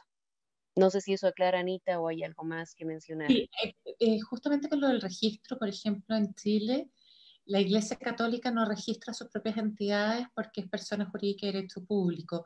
Con esto entiendo que tú considerarías favorable que incluso las entidades católicas o aquellas generadas por la Iglesia Católica se registren, o estás hablando de las otras que no son entidades canónicas, por ejemplo. Sí, todas, Anita. Las que no son católicas tienen la obligación del registro en el Estado, en el Ministerio de Relaciones Exteriores desde hace varios años atrás. Las de la Iglesia Católica no. El problema con eso es que esta iglesia brasilera, católica, apostólica brasilera, está invadiendo, por ejemplo, templos en parroquias, haciendo pasar como si fueran de la iglesia católica. Entonces la gente en este momento no tiene dónde acudir a un registro público que le diga que esa parroquia o capilla donde está acudiendo por un sacramento es realmente de la Iglesia Católica Apostólica Romana, y el sacramento va a tener la validez canónica correspondiente. Y esa es una bomba de tiempo, porque muchos de los bautizos que se realizan y que la gente cree que tienen la validez canónica, no lo tienen. Entonces, sí, por esa coyuntura se ha hecho importante que pueda coordinarse ese registro público.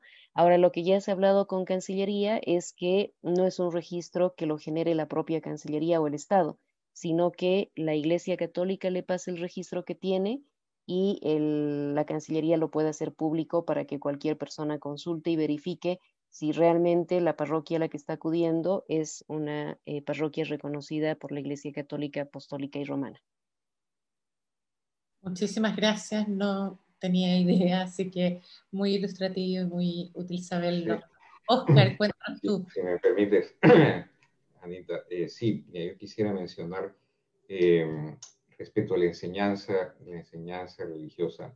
En el Perú, como también me lo mencionaba Susana en el caso de Bolivia, si se da enseñanza religiosa católica en la enseñanza pública, en la escuela pública.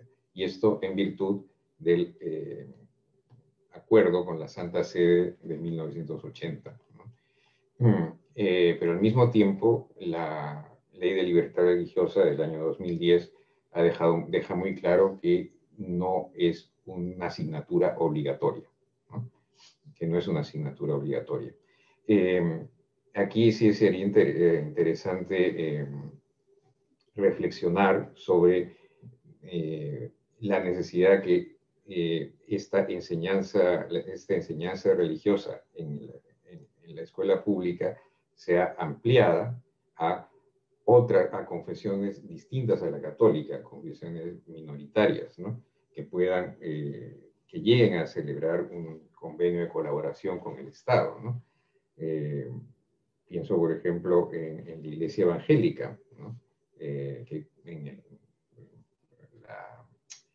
el censo cuyas cifras les mostré en mi presentación, llega a ser el 14.07% de la población encuestada, ¿no? Y para esto, pues, son precisamente los vehículos para facilitar esta enseñanza, pues, son los convenios de colaboración, ¿no? Entonces, ya en la Ley de Libertad Religiosa están puestos los requisitos para la celebración de este convenio con las entidades religiosas, y lo ideal sería que estas entidades religiosas, que estas confesiones vayan hacia la suscripción de este convenio con el Estado, y que, como ocurre en otros países que tienen convenios con confesiones religiosas minoritarias, también pueda haber enseñanza de esta religión, como por ejemplo de la religión evangélica, en los centros educativos públicos por medio de profesores de religión pagados por el Estado, como ocurre con el caso de los profesores de religión católica, y por supuesto profesores autorizados por la confesión religiosa de que se trate para ser profesores, ¿no? Como no podría ser de otra manera. En el caso del juramento, bueno, por lo menos desde la Ley Orgánica del Poder Judicial de 1991, quedó claro que quien preste juramento tiene la opción de prometer por su honor, si es que no quiere prestar juramento, ¿no? Y también la presencia de símbolos religiosos en la esfera pública no es discutida, por lo menos por el momento en el Perú. Creo que el Tribunal Constitucional ha marcado un criterio en esta sentencia del año 2011, ¿no? Y bueno, por ejemplo, en la última juramentación de un Consejo de Ministros, ¿no? O sea, aquí me refiero al momento en que los ministros juran para asumir el cargo, ¿no? La última juramentación que hemos tenido, como ustedes saben, pues hemos tenido en el Perú 3 presidentes en menos de un mes, ¿no? Bueno, pues en la última juramentación, con este último presidente que tenemos, ¿no? Que espero que sea el último hasta el 28 de julio del próximo año, se ve una situación pues bastante peculiar, ¿no? Que algunos ministros querían jurar frente al crucifijo y la Biblia, y otros no, ¿no? Entonces se vio pues un constante quitar y poner del crucifijo y la Biblia, ¿no? Alguien sugirió que habría sido más práctico que primero juraran los ministros que quieren tener enfrente el crucifijo y la Biblia, y después los que no quieren tener el crucifijo y la Biblia, ¿no? Hubiera sido la cosa menos atropellada, ¿no? Pero con esto quiero decir que en la esfera pública pues hay ese respeto de la libertad religiosa, ¿no? Las personas son libres de prometer por la patria, ¿no? Por ejemplo, ¿no? Y de no tener que prestar juramento frente a un crucifijo o la Biblia, ¿no? Eso era lo que quería apuntar. Muy interesante, y uno de los casos que está pendiente, uno de los casos de Chile que está pendiente en la Corte Interamericana es justamente el caso de una profesora de religión que se tendría que ver durante los próximos meses. Fue una profesora de religión católica, profesora de religión católica, que comenzó a convivir con una persona del mismo sexo y se le retiró la certificación de idoneidad.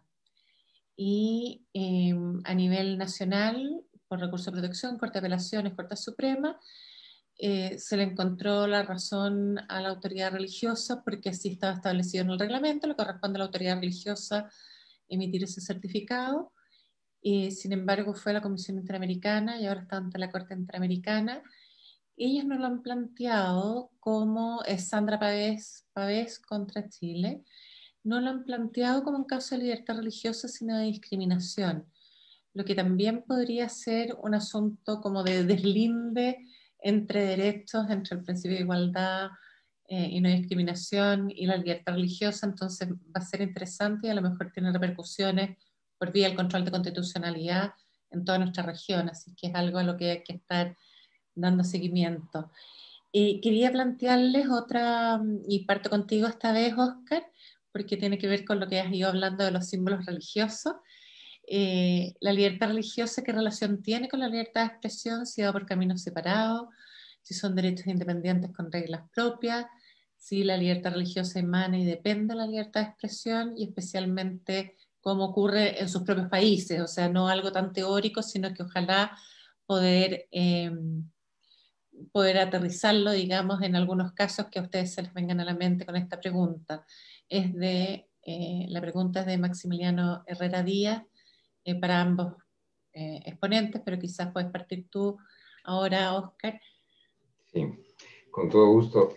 Bueno, por lo menos la jurisprudencia del Tribunal Constitucional ha distinguido ambos derechos, ¿no? La libertad religiosa, por un lado, y la libertad de expresión, ¿no? La libertad religiosa fundamentalmente tiene que ver con el acto de fe, ¿no? Sea positivo, una creencia religiosa, sea negativa, la persona que no cree, o sea, pues, de carácter agnóstico, no saber si creer o no, ¿no?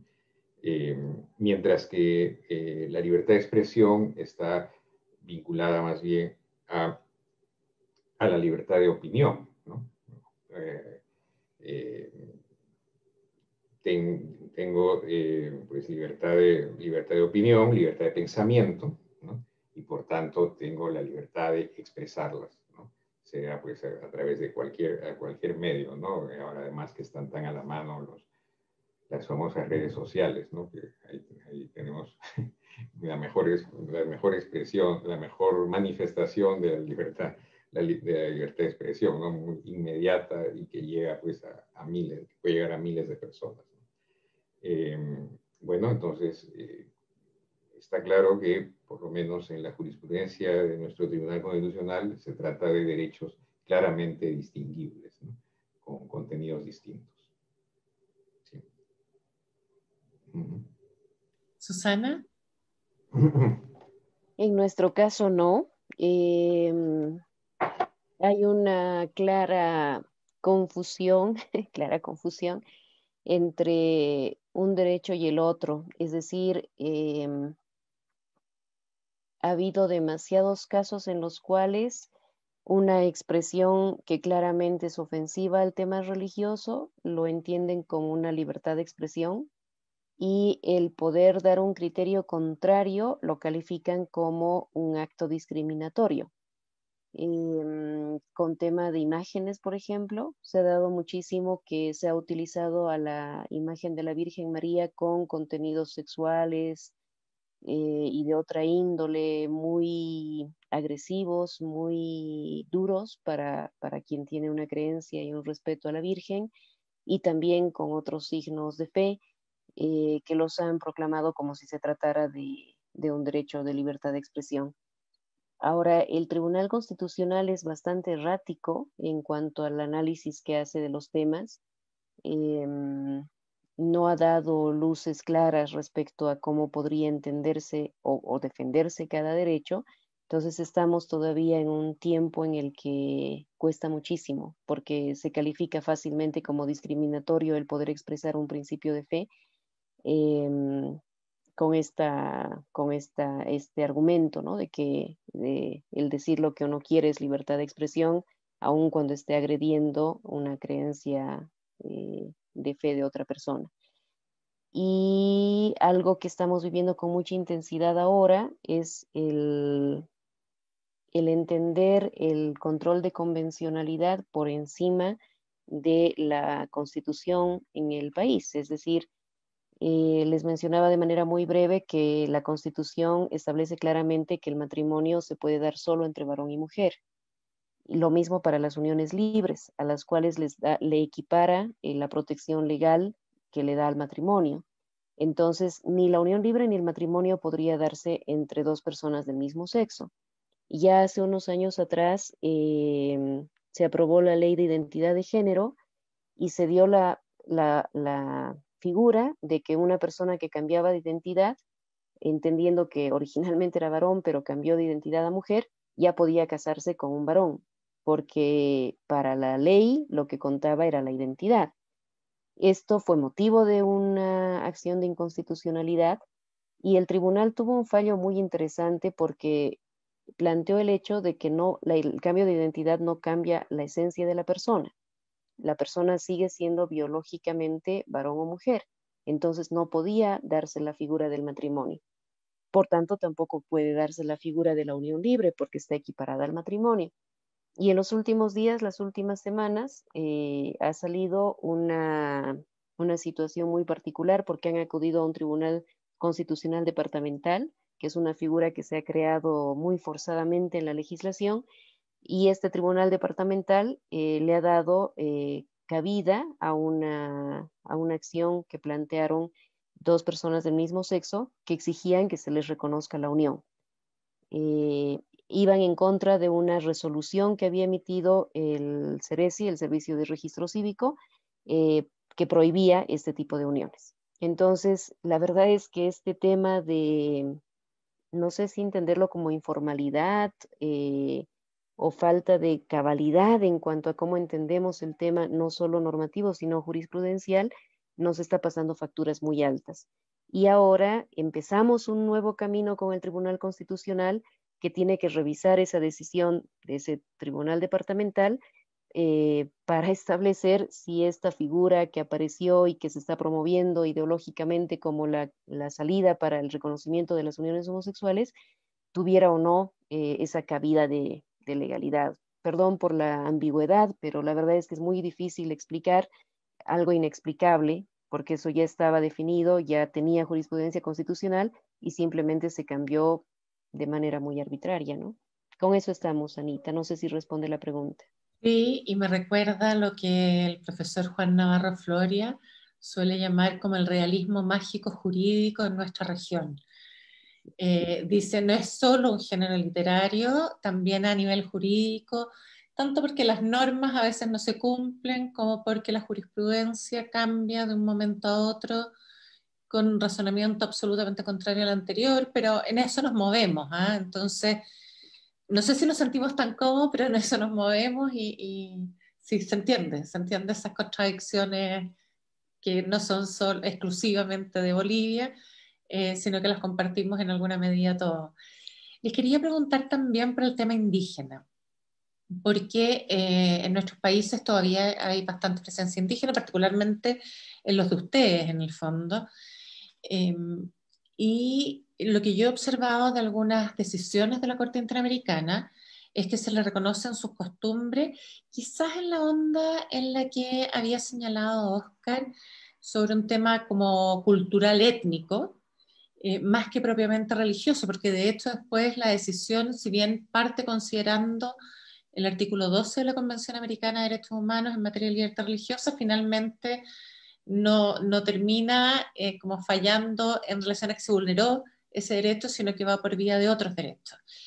Y acá en el plano las hipótesis, o sea, los casos de sus países en materia indígena no llegan o no se han tratado fundamentalmente de esto, y parte del asunto del tema indígena que me interesa, también relacionarlo, pero para dejarles formulado otra derivada en el fondo, es en relación a lo que, por lo menos en Bolivia, me pareció ser muy fuerte como una corriente de descolonización llevada también por grupos indígenas o liderada quizás, de lo que me pareció captar, por grupos indígenas. Entonces, de hecho, algunos ataques a templos o como aspectos de esa naturaleza parecían ser liderados por ellos.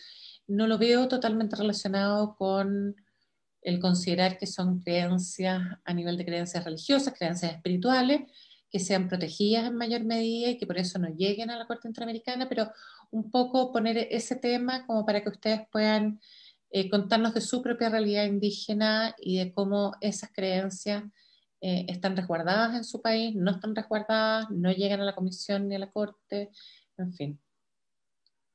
Acá, Susana, si quieres partes tú esta vez, vamos cambiando un poco así. De acuerdo, perfecto. Uy, una pregunta muy profunda, Anita. En Bolivia tenemos una quizás el término que puedo usar es descomposición profunda, porque se ha utilizado lo indígena para cubrir lo sindicalista. Es decir, es interesante y preocupante cómo el tema indígena ha sido profundamente desprotegido, atacado, vulnerado en muchos ámbitos desde el gobierno, pero con una imagen pública distinta. Es decir, el gobierno se ha mostrado, el anterior sobre todo, porque ahora es más difícil con el presidente Arce, pero en el gobierno, cuando estaba Evo Morales, se mostraba como el gobierno indígena, protector de lo indígena, promotor de lo indígena, y estaba reprimiendo con una brutalidad impresionante todo lo indígena, lo verdaderamente indígena, y se estaba promoviendo lo sindicalista. Es decir, que los grupos que aparecen bajo el eslogan de indígena son grupos sindicales y desgraciadamente, en la mayoría de los casos, ligados a actividades de narcotráfico. Entonces, esto ha generado una situación muy compleja en el país, de falta de comprensión de la realidad y de distorsión, por lo cual la creencia propia indígena, que además tiene una profunda inculturación con la católica por todo lo que ha sido el proceso de la conquista española, está totalmente diluida en una realidad social que tiene como matiz la imposición sindical. Entonces, acá en Bolivia, los grupos sociales son los que manejan el eslogan indígena y manejan ataques, intolerancia, rechazo a todo lo que no sea lo que ellos quieren. Y lo indígena está casi invisibilizado. Entonces, en mi criterio, la razón por la que estos temas no están llegando a la Corte en la dimensión que podrían es porque estos grupos indígenas, los verdaderos grupos indígenas, están desprotegidos y sin mayor oportunidad de poder acceder a algún margen de justicia, de atención o de reconocimiento, aunque parezca extraño y suene contrario a lo que se suele reflejar en el ámbito público y noticioso. Bueno, en relación a si hemos tenido algún caso de algún reclamo sobre algún tipo de, sobre alguna religión de algún pueblo originario, pues definitivamente no se ha dado el caso. Y también quizás veo difícil que esto, que pueda ocurrir algo así, ¿no? Es decir, me resultaría pues bastante, digamos, me llamaría la atención que se pueda hablar de una religión propiamente indígena, ejercitada actualmente, ¿no? Cuando, como todos sabemos, pues después de 400 años de haber sido un virreinato de un reino católico como el de español, más bien lo que se ha dado es un sincretismo religioso, ¿no? Entonces, lo que tenemos pues en las comunidades indígenas, en los pueblos originarios en el Perú, pues es la religión católica con, digamos, con un sincretismo religioso de lo que puede haber sido la religiosidad pues ancestral u originaria, ¿no? Aquí sí puedo mencionar en relación a los pueblos indígenas o originarios, más bien dos temas, ¿no? Que les atañen directamente. El reconocimiento en la Constitución de la jurisdicción comunal, es decir, en la Constitución reconoce que las comunidades indígenas pueden administrar justicia comunal y manda que la ley establezca las relaciones entre la justicia comunal y la administración de justicia estatal.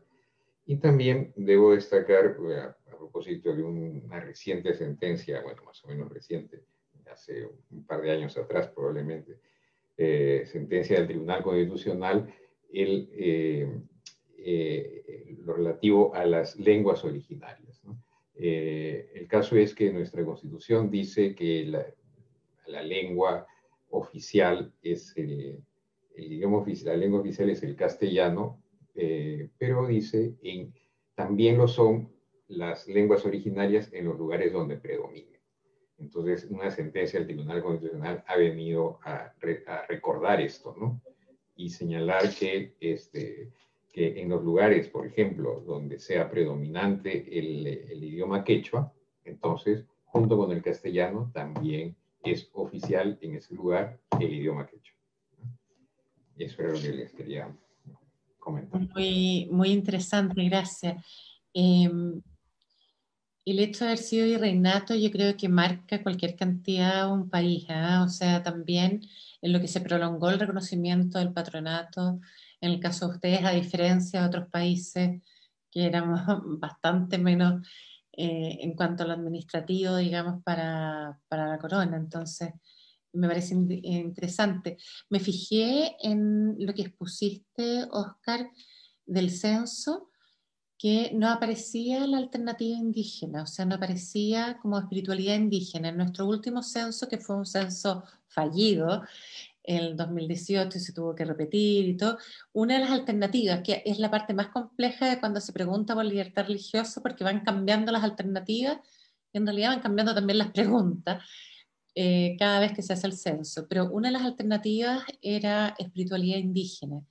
Y era interesante ver que el 10% de la población tiene alguna ascendencia indígena, dentro de esas los mapuches más, pero que en temas de espiritualidad, con todo lo fallido que puede haber sido ese censo, aparecía como un margen muy menor, ¿eh? O sea, no, es más un factor cultural que un factor religioso, al parecer, todavía en nuestros pueblos. Pero me interesaba ver como ese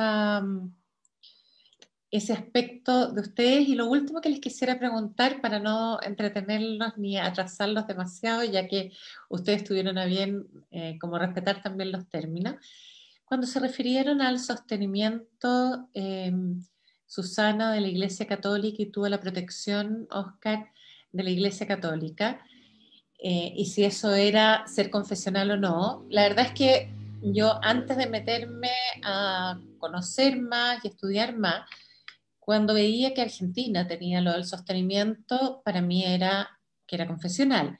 Y después, justamente conociendo autores de los distintos, o estudiosos de los distintos lugares, uno se da cuenta que el sostenimiento va más por la vía de partidas presupuestarias especiales a la Iglesia Católica, que te quería preguntar si hoy en día, Susana, están también compartidas con otras confesiones religiosas, y también de alguna manera se aporta más allá de los colegios con convenio o que tengan ciertas partidas estructurales, sino que a cuestiones de culto, a erigir lugares de culto, a financiar capellanes en algún lugar, asistencia religiosa en hospitales, por ejemplo. O sea, si había algún tipo de sostenimiento, aunque no fuera presupuestario, algún tipo de aporte estatal a ello. Y en tu caso, Oscar, quisiera preguntarte cuál era el alcance de esta protección, o sea, si era también por vía de partida presupuestaria, con un lugar que pasa por el financiamiento, o más bien era una cuestión declarativa, en que, por si acaso, entre las envidias con las que me voy esta tarde, es justamente ese artículo 50, que creo que es un ancla.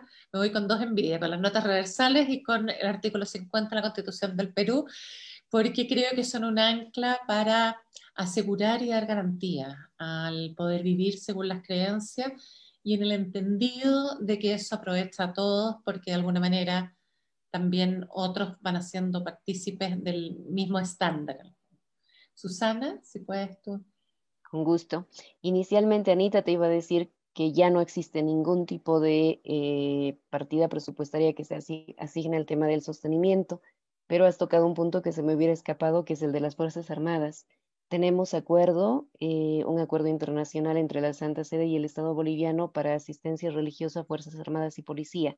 Y en ese caso sí hay ítems para capellanes, que es lo único que quedaría actualmente dentro de lo que en algún momento fue el sostenimiento a la Iglesia Católica.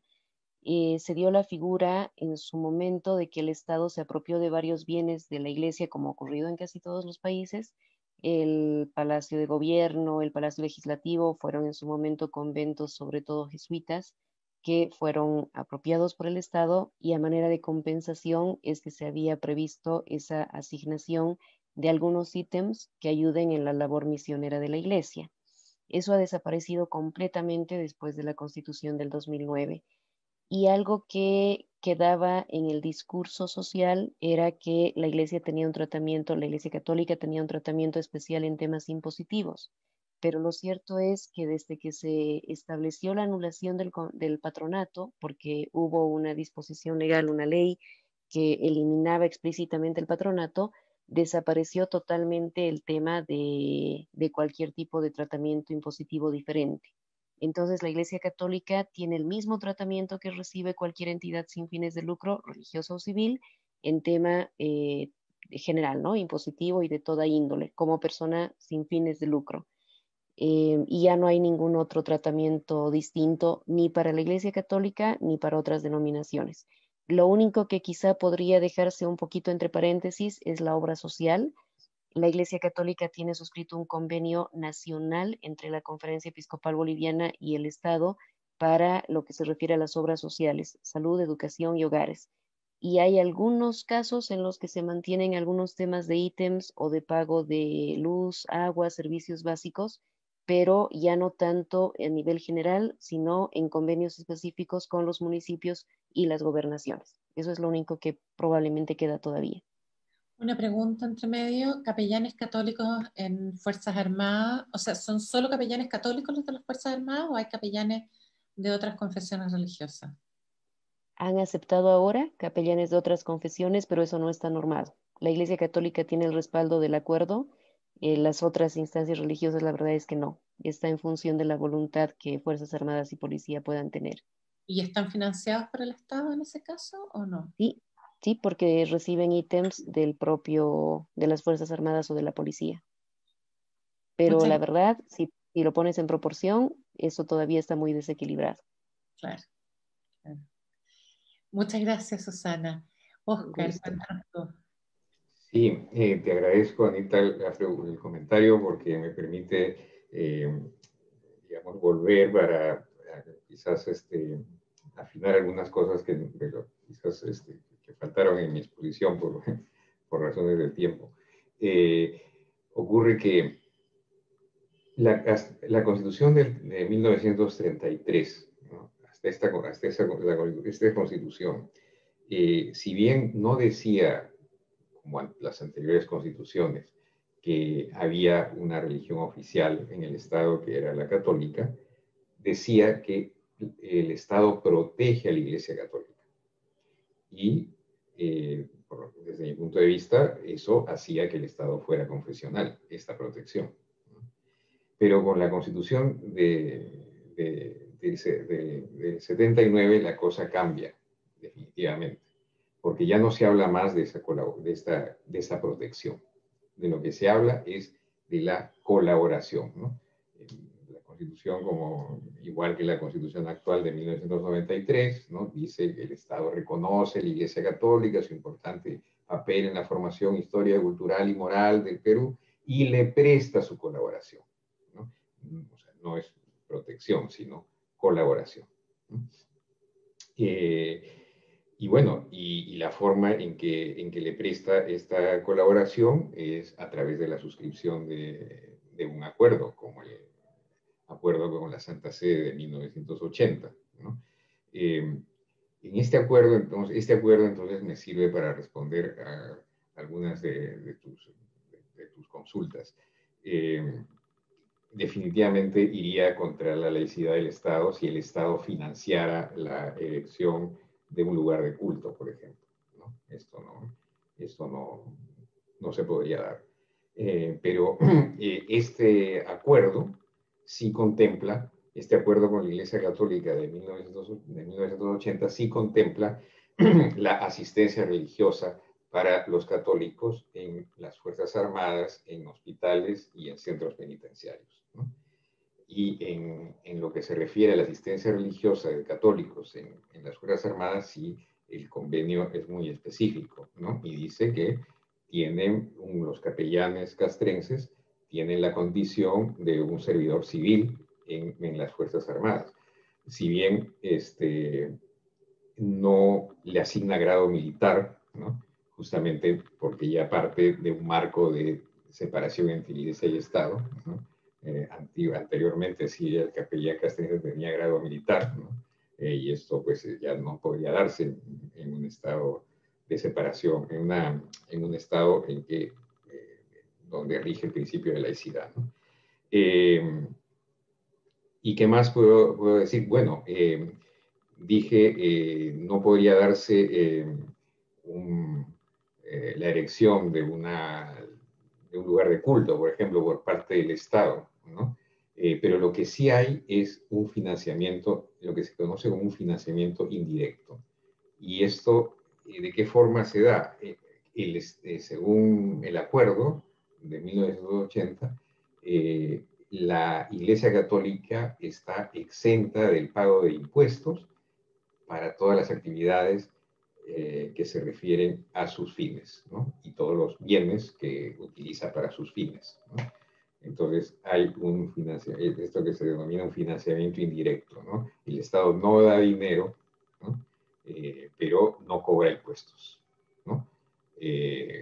Ciertamente, por respeto al principio de igualdad, si se fuera a la celebración de convenios con confesiones religiosas minoritarias, habría que pensar en fórmulas parecidas también, ¿no? Por de pronto, en tanto que en el Perú, a diferencia de la Iglesia Católica, que tiene una personería jurídica de derecho público, el resto de confesiones religiosas se constituyen como asociaciones, ¿no? Y siendo asociaciones sin fines de lucro, también están exentas del pago de impuestos. Entonces es una situación parecida, ¿no? Y bueno, y también por último decir que la ley de libertad religiosa, justamente por respeto al principio de igualdad, permite la asistencia religiosa de las confesiones religiosas minoritarias también en hospitales, fuerzas armadas y centros penitenciarios, ¿no? Mientras, aun cuando no exista este convenio, pues el Estado tiene el deber de facilitar el acceso, ¿no?, a los pastores o ministros de estas confesiones religiosas a estos centros estatales, ¿no?